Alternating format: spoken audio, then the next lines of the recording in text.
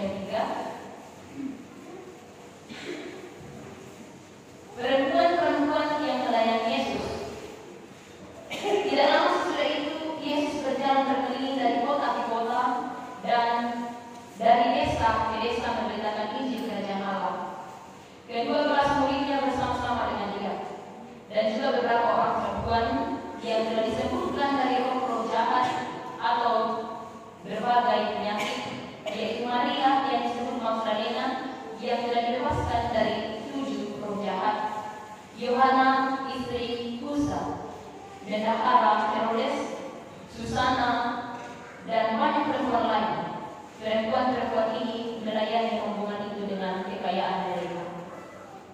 Yohanes 19 ayat 25. Dan dekat salib Yesus berdiri ibunya dan saudara ibunya, Maria istri Klopas dan Maria Magdalena.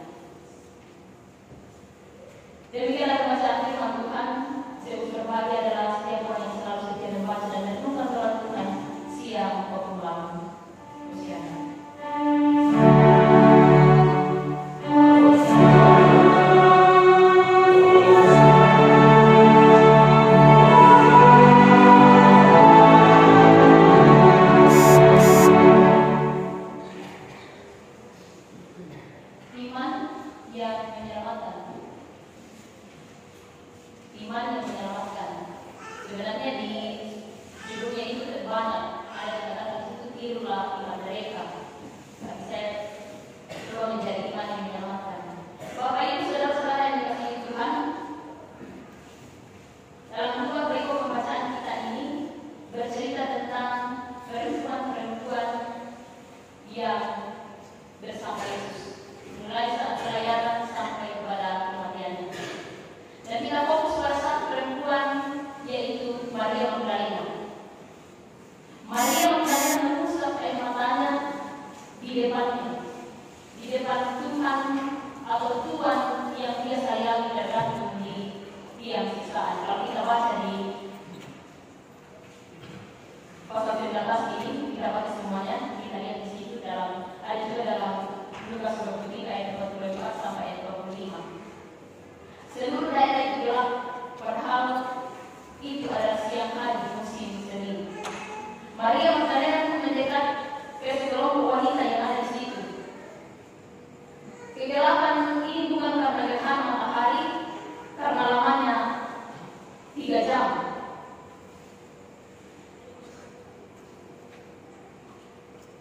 Sedangkan gerhana matahari biasanya hanya beberapa menit saja, jadi bukan karena gerhana matahari, tapi kegelapan menyelimuti tempat itu. Mungkin Maria dan orang-orang yang berdiri di dekat Yesus mulai mendengar suara binatang-binatang yang biasanya keluar pada malam hari, jangkrik dan lain sebagainya. Beberapa orang menjadi sangat takut dan berkata tentang Yesus dalam Matius 27 ayat 54, ia pasti putra Allah. Di situ dikatakan. Para pengikut Yesus dan lainnya mungkin menyimpulkan ini tanda bahwa Allah juga bersedih. Sebenarnya Maria Magdalena tidak tahan berada di situ, tapi Yesus sedang sangat kesakitan, dan Yesus juga perlu dihibur dan ditemani. Jadi bagaimana mungkin Maria pergi dari situ? Kita baca dalam ayat 25 sampai 9 dalam Yohanes. Maria Magdalena mau melakukan apa saja untuk Yesus, karena dia berhutang budi kepadanya. Dulu dia dipandang hina dan hidupnya menderita. Tapi karena Yesus, Maria Magdalena jadi punya harga diri dan tujuan hidup. Sekarang dia adalah wanita yang sangat beriman. Apa saja bukti iman dari Maria Magdalena? Ada 2 yang akan kita bahas dan kita dengar pada saat ini. Yang pertama, dalam pembacaan kita di perikop yang pertama dalam Lukas, menggunakan harta mereka untuk melayani. Dalam Alkitab kisah Maria dan Maria Magdalena ini bermula, kalau kita baca, ketika Yesus membebaskan dia dari situasi yang bagaikan mimpi buruk. Waktu itu Maria dirasuki oleh 7 roh jahat yang suka menyiksa. Kita tidak tahu apa yang dilakukan roh jahat itu terhadap Maria Magdalena. Yang pasti pengaruh roh jahat sangat besar pada saat Yesus. Ada banyak orang yang diserang dan dirasuki oleh roh jahat. Saat sekarang Maria bebas dari semua roh jahat itu karena Yesus Kristus dalam pembacaan kita. Maria sangat lega karena dia tidak lagi berada dalam cengkraman roh jahat. Hidupnya sudah berubah total. Sekarang bagaimana dia bisa membalas kebaikan Yesus? Maria menjadi pengikutnya yang setia. Tapi bukan itu saja. Dia juga melakukan sesuatu ketika melihat bahwa Yesus dan para rasulnya membutuhkan makanan, membutuhkan pakaian dan tempat menginap. Baik Yesus maupun rasul-rasulnya, mereka bukan orang kaya. Dan saat itu mereka juga tidak sedang mencari pekerjaan.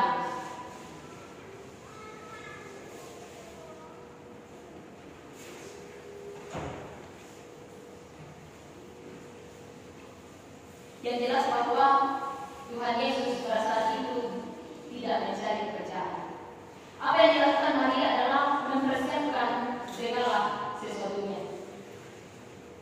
Lalu Bapak Ibu saudara-saudara yang dikasihi Tuhan, kadang-kadang kita ketika melakukan pekerjaan rendahan untuk orang lain itu sering dipandang hina.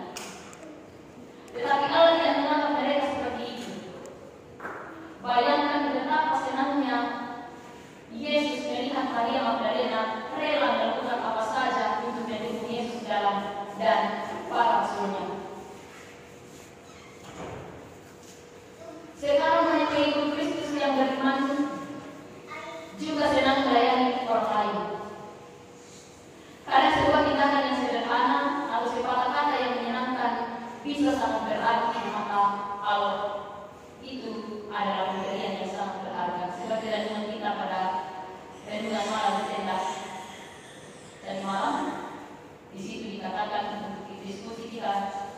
bersama, relakah kita memberikan kepada Tuhan, atau yakinkah kita bahwa apa yang kita berikan kepada Tuhan itu dapat digantikan? Banyak benar yang keluar di situ, banyak tanggapan dan banyak masukan-masukan serta jawaban-jawaban, tapi kita percaya bahwa iman kita tetap satu. Kemudian yang kedua, berdiri dekat tiang siksaan Yesus. Pada tahun 33 Masehi, Yesus pergi ke Yerusalem untuk merayakan Paskah. Ini cerita sebelumnya. Salah satu wanita yang menemani dia di sana itu adalah Maria Magdalena. Kalau kita baca dalam Matius 27. Di sana Yesus ditangkap dan diadili sepanjang malam. Tetapi Maria baru tahu setelah beberapa waktu kemudian. Pasti Maria sangat terkejut. Ditambah lagi dia diberitahu bahwa Pontius Pilatus sudah memvonis Yesus untuk mati di tiang siksaan. Pilatus melakukan itu karena tekanan dari para pemimpin agama Yahudi dan orang-orang yang mereka hasut. Maria Magdalena juga mungkin melihat sendiri tuannya yang sudah berdarah-darah dan kelelahan itu berjalan dengan susah payah menuju tempat hukumannya. Kemudian akhirnya Yesus dipaku di kayu salib. Waktu itu hari masih siang, tetapi seluruh daerah itu menjadi gelap. Maria Magdalena dan para wanita lainnya berdiri dekat tiang siksaan Yesus. Selama berada di sana, Maria mendengar Yesus meminta tolong kepada Yohanes, rasul yang dia sayangi, untuk merawat ibunya. Lalu di saat-saat kehidupan Yesus, Maria Magdalena mendengar Yesus yang sedang kesakitan dan seru kepada Bapaknya. Dan sebelum menghembuskan nafas terakhirnya, Yesus berkata, "Sudah selesai." Nah, Bapak Ibu saudara-saudara yang dikasihi Tuhan, melihat semua itu pasti hati Maria sangat hancur. Tetapi walaupun Yesus sudah mati, Maria masih kelihatan tetap ada di situ, berada di samping tiang salib Yesus. Lalu kemudian setelah itu Yesus dari Arimatea mengambil mayat Yesus lalu dikuburkan. Nah, Bapak Ibu saudara-saudara dikasihi Tuhan, belajar dari firman Tuhan ini. Kalau rekan seiman kita sedang mengalami kesulitan, kita bisa menjadi Maria. Memang dari kesulitan tidak bisa dihindari, dan juga kita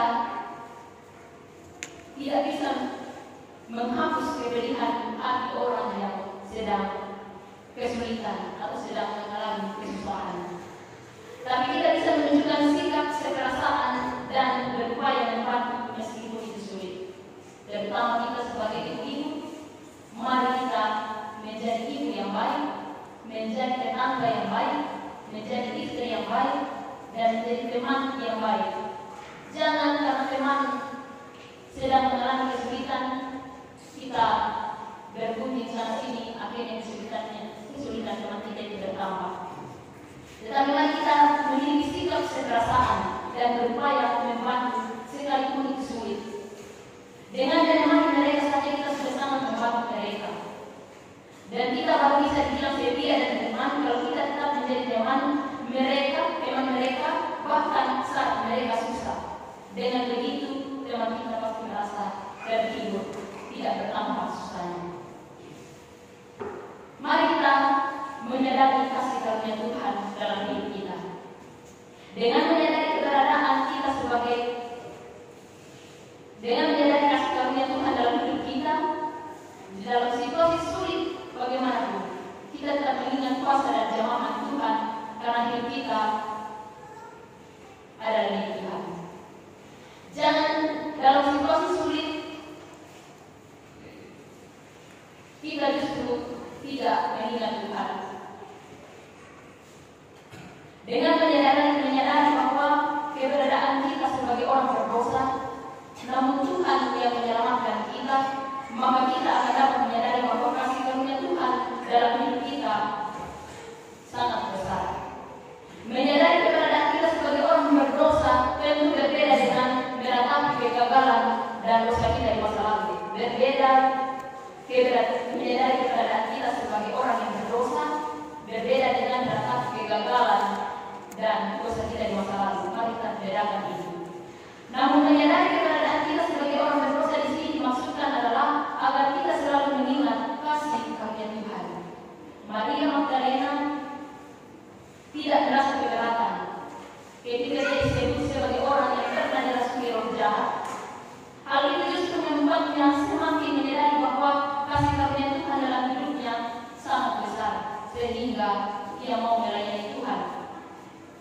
Ada banyak perempuan-perempuan, bukan hanya Maria Magdalena. Kalau kita baca dalam bacaan kita dalam seluruh Alkitab ini, ada banyak perempuan-perempuan yang melayani Tuhan. Bahkan sampai putra Yesus pertama kali dibuka, perempuan yang menyatukan. Bagaimana lebih pentingnya perempuan dalam Alkitab ini, dalam bacaan ini.